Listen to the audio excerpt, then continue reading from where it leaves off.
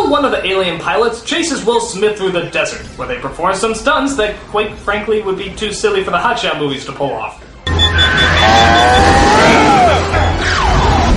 Oh, open! See if you can fly that thing undercover. Ah! A sheet! A sheet! All my advanced scientific technology and I'm defeated by a sheet!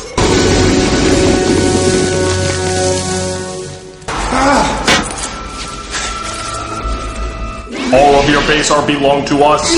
Ow. Welcome to Earth. That's what I call a close encounter.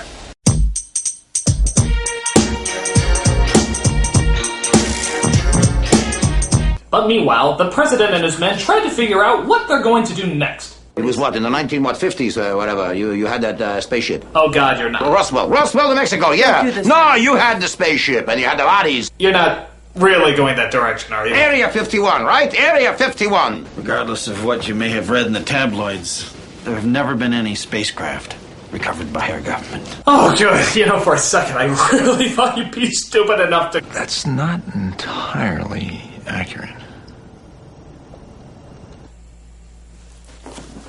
You know, I'll believe it when I see... No, I don't believe it! You're actually saying that Area 51 really was an alien and that you never brought it to anyone's attention while the ships were landing? Stand back! He's gonna go for it! He's gonna go for it! He's gonna go for it! He's gonna go for it! Oh! He jumped the shark!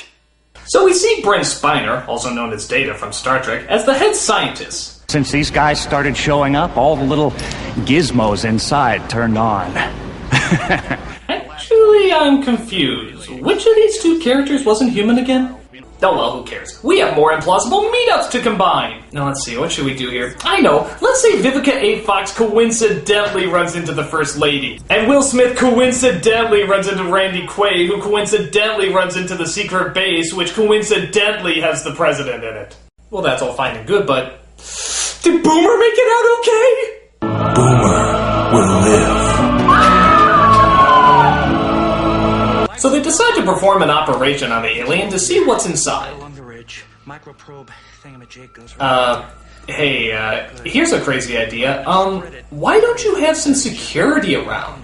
I mean, you know these aliens want to kill you. Say something went wrong. I mean, what if for some crazy reason you didn't give him anesthetic, he wakes up, he emits an ear-piercing sound, knocks out all the power, kills the doctors, and uses the body of one of them to communicate with other people? I mean, I'm just saying.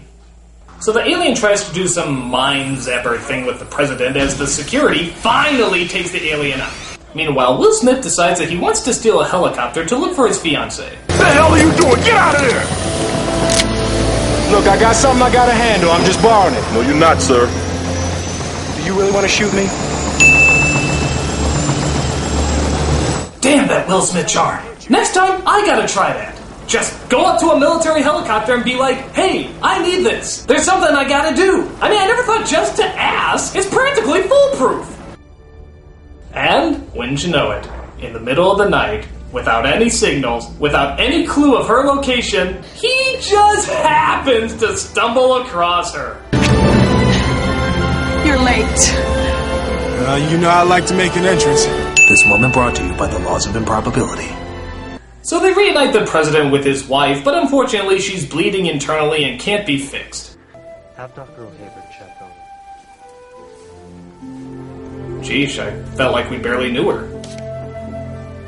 That's because we did barely know her. Maybe if we didn't have 13 other characters in this movie, we would feel bad that this person dies.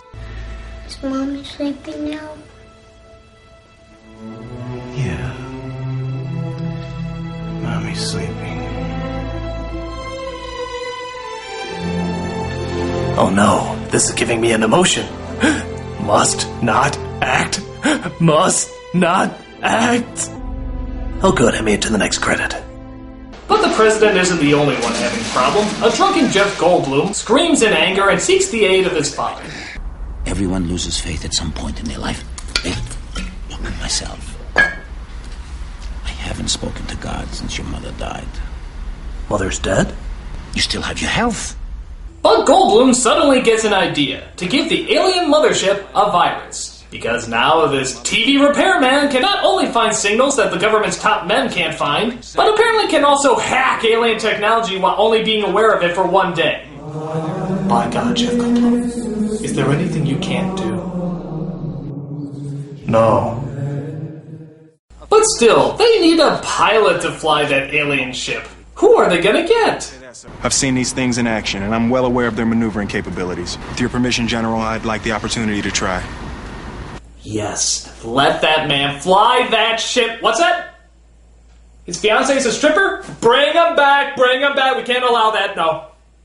So Smith and his fiancée finally get married right before they head up to infect the mothership. An alien race that wipes out Earth but is killed by our viruses? Who ever heard of such a thing? Jerk off! So as they head off into space, our president gets ready to make the biggest speech for the trailer. The 4th of July will no longer be known as an American holiday, but as the day when the world declared in one voice, we will not go quietly into the night. Today, we celebrate our Independence Day.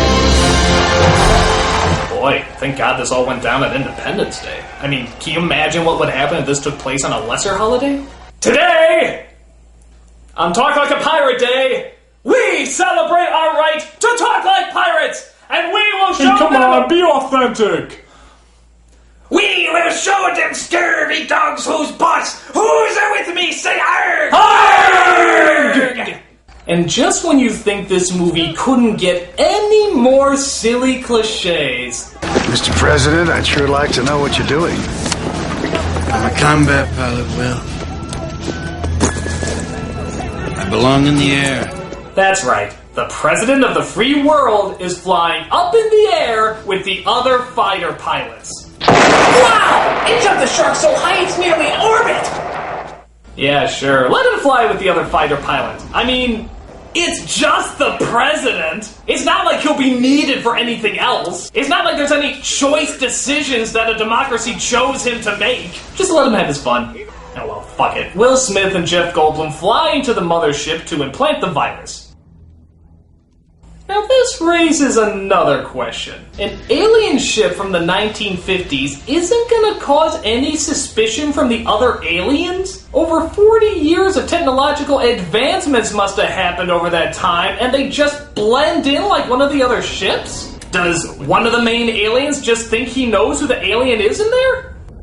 Stephanie? Stephanie, is that you? Oh my God, I haven't seen you or your ship since the 1950s. Tell me, how's your Aunt Flo? That is the reason why you said you'd be away for a while, right? Stephanie? We have visual. Do not engage until we've confirmed. So the fighter pilots, led by the president trying to seal his next campaign poster, fire their missiles at the ship, who should have their shields down by now.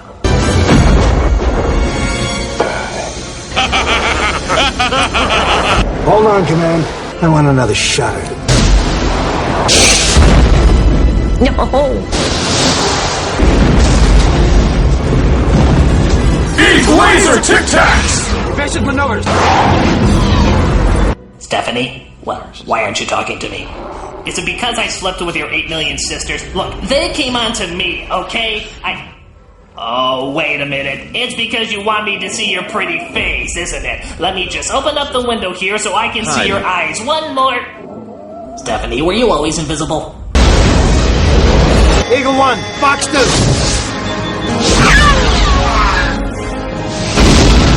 Aw, maybe you should have let a professional pilot fly. Doesn't anyone have any missiles left? Sorry I'm late, Mr. President! Pilot, you armed? Armed and ready, sir. Who is that guy? Put him on speaker. Who is that brave lone American that we all underestimate? It's me, Russell Case, sir. But his missile gets jammed as he decides to do the noble thing and sacrifice his life for the world. I'm back! Really?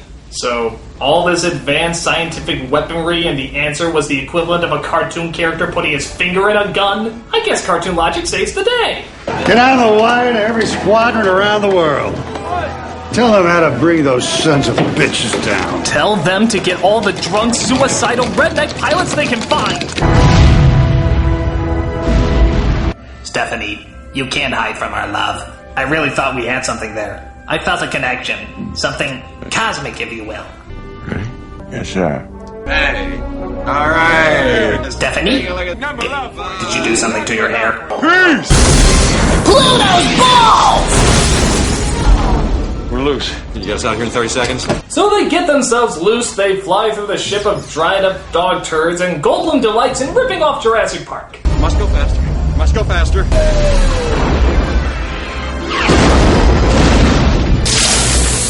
Hey, you know what? I'm beginning to think that wasn't Stephanie. So while the other ships are taken down, Goldblum and Smith get home safe, and the president is declared a hero. Daddy, did you save the day? Actually, no, a drunk redneck pilot did. Well, at least Mommy is still alive. Yeah, we'll have to have a talk later.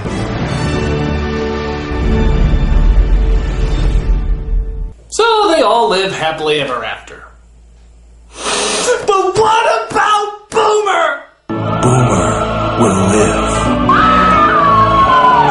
What a piece of shit. I mean, granted, I did kind of like it as a kid, but as an adult, it's just too corny and too cliched. The characters are unbelievable cutouts, the story has about a bajillion plot holes, and no, I don't need anything else. That's enough to hate this movie. I will say this, though. The explosions are cool, the spaceships are cool, and Will Smith is cool. Is it one of the worst films I've ever reviewed? No, but it's still bad. It's really, really bad. And let's face it, ever since the director's been trying to make the same movie over and over and over.